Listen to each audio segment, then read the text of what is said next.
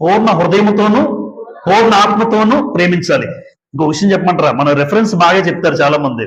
పూర్ణ ఆత్మతోనూ పూర్ణ శక్తితోనూ పూర్ణ బలముతోనూ దేవుడిని యెహోవాను ప్రేమింపవలెను అంటారు. అసలు పూర్ణ ఆత్మతో ప్రేమించడం అంటే అర్థమే తెలుసా? ప్రతికూల పరిస్థితుల్లో కూడా ఆరాధన మాను నేను అని రావడం. చిన్న ఫంక్షన్ రాడీడు అనుకోండి, అప్పుడు అర్థం ఏంటంటారు?